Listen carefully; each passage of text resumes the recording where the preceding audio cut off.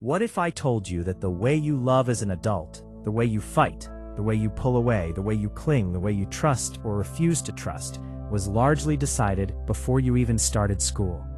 What if the relationship patterns causing you the most pain right now were actually programmed into you before you were old enough to understand what love even was? This is not a theory. This is one of the most robustly researched findings in all of psychology. And today, we are going to break down exactly how your childhood shaped your ability to love and what you can do about it. Welcome to Psychology of Love, where we decode the science behind attraction, relationships, and human connection. Today we are exploring attachment theory, one of the most important and most life-changing frameworks in all of relationship psychology. If you have ever wondered why you behave the way you do in relationships, why you push people away, why you hold on too tight, why intimacy feels terrifying, or why being alone feels unbearable, this video is going to answer those questions in a way that might genuinely change your life. Let's dive in. Attachment theory was developed by British psychiatrist and psychoanalyst John Bowlby in the 1950s and 60s. Bowlby's core argument was revolutionary for its time. He proposed that human beings are born with a fundamental biological need for close emotional bonds with caregivers, and that the quality of those early bonds has profound and lasting effects on psychological development. Think of it this way. As a baby, you were completely helpless. You could not feed yourself, protect yourself, or regulate your own emotions. You were entirely dependent on your caregiver to meet your physical and emotional needs.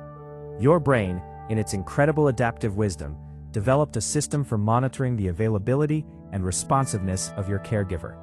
When your caregiver was consistently available, warm, and responsive, your brain learned, the world is safe, people can be trusted, I am worthy of love.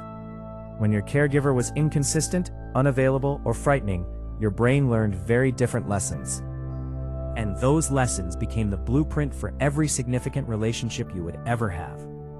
Bowlby called this blueprint your internal working model, and it operates largely below the level of conscious awareness for most people.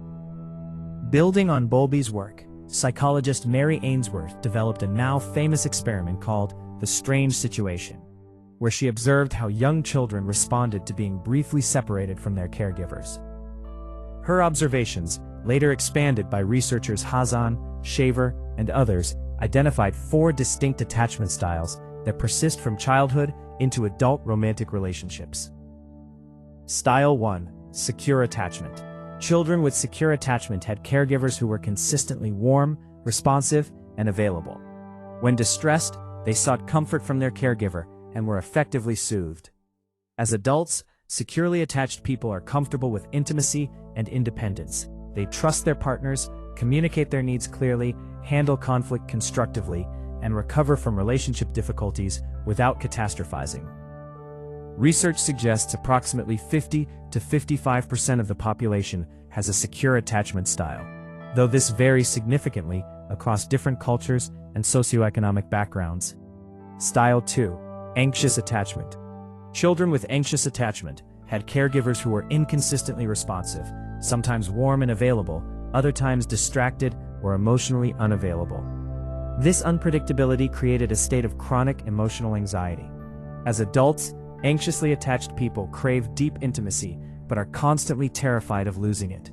They tend to be hypervigilant to signs of rejection, require frequent reassurance, become intensely preoccupied with their relationships, and can come across as clingy or emotionally demanding. Approximately 20% of the population has an anxious attachment style. Style 3: Avoidant attachment. Children with avoidant attachment had caregivers who were consistently emotionally unavailable, dismissive of emotional needs, or uncomfortable with closeness. These children learned to suppress their attachment needs entirely, because expressing them never got a response. As adults, avoidantly attached people are deeply uncomfortable with emotional intimacy. They value independence and self-sufficiency above all else, tend to minimize the importance of relationships, pull away when partners get too close, and often describe feeling suffocated in relationships. Approximately 25% of the population has an avoidant attachment style. Style 4: Disorganized attachment. Children with disorganized attachment typically experienced caregivers who were frightening, either through abuse, severe neglect, or significant untreated mental illness. This created an impossible psychological paradox. The person who was supposed to be their source of safety was simultaneously their source of fear. As adults, disorganized attachment manifests as deep confusion around intimacy. These individuals simultaneously crave and fear close relationships, often displaying chaotic, unpredictable relationship behavior that even they cannot fully explain. This attachment style is less common in the general population, but significantly more prevalent among people with histories of trauma. Now let's look at how these attachment styles actually play out in real adult relationships, because this is where it gets really revealing. One of the most consistent and fascinating findings in attachment research is what psychologists call attachment style complementarity, the tendency for certain attachment styles to be drawn to each other. The most common and most painful pairing is anxious and avoidant. Here is how it typically unfolds. The anxiously attached person is drawn to the avoidant person's independence and emotional mystery. What looks like confidence and depth is actually emotional unavailability, but the anxious person's brain interprets the uncertainty as exciting chemistry. The avoidantly attached person is initially drawn to the anxious person's warmth and passion. What feels like love and intensity is actually anxious preoccupation, but the avoidant person initially experiences it as flattering. They come together with incredible intensity. Then the dynamic begins. The anxious partner needs closeness and reassurance. The avoidant partner feels suffocated and pulls away. The anxious partner, terrified of abandonment, pursues harder. The avoidant partner, overwhelmed by the pressure, withdraws further. Both people are now perfectly triggering each other's deepest wounds: the anxious person's fear of abandonment and the avoidant person's fear of engulfment. This cycle can repeat for months or years, creating a relationship that is simultaneously deeply bonded and deeply painful. Two securely attached people, by contrast, tend to navigate conflict, closeness, and independence with far less drama and far greater ease. Here is the question everyone asks at this point: can you actually change your attachment style? The answer, backed by a growing body of research, is a very hopeful yes. Attachment styles are not permanent personality traits carved in stone.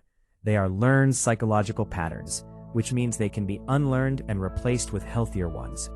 Psychologists call this process developing an earned, secure attachment, and research shows it happens through several key pathways. Pathway 1. Therapy. Attachment-based therapy, emotionally focused therapy, and internal family systems therapy have all shown significant effectiveness in helping people shift from insecure to more secure attachment patterns. You are essentially doing corrective emotional work, giving yourself the consistent, warm, attuned responses that your early caregivers didn't provide. Pathway 2. A securely attached partner. Research by psychologists Jeffrey Simpson and Stephen Rolls found that being in a long-term relationship with a securely attached partner can gradually shift an insecure person's attachment patterns toward security. The consistent experience of reliable, responsive love literally rewires neural pathways over time. Pathway 3. Deep self-awareness. Simply understanding your attachment style, recognizing your triggers, understanding where they come from, and observing your patterns without judgment creates enough psychological space to begin making different choices. You cannot change what you cannot see, but once you can see it clearly, change becomes genuinely possible. So how do you figure out your own attachment style? Here are some honest questions to reflect on. In relationships, do you worry constantly that your partner will leave you or doesn't love you enough? That points toward anxious attachment. Do you feel uncomfortable when relationships get too emotionally close? Do you value your independence so much that intimacy feels threatening? That points toward avoidant attachment. Do you find yourself simultaneously desperate for closeness and terrified of it? With relationships feeling chaotic and confusing, that points toward disorganized attachment. Or do you feel generally comfortable with both intimacy and independence, able to trust your partner without constant anxiety? That points toward secure attachment. Most people find that they recognize themselves clearly in one of these descriptions, and that recognition alone can be genuinely transformative. There are also several well-validated attachment style assessments available online, including the Experiences in Close Relationships scale, that can give you a more precise picture of your attachment patterns. Your childhood shaped how you love, but it does not have to define how you love forever.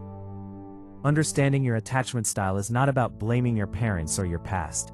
It is about taking the most powerful step available to you, the step of genuine self-knowledge.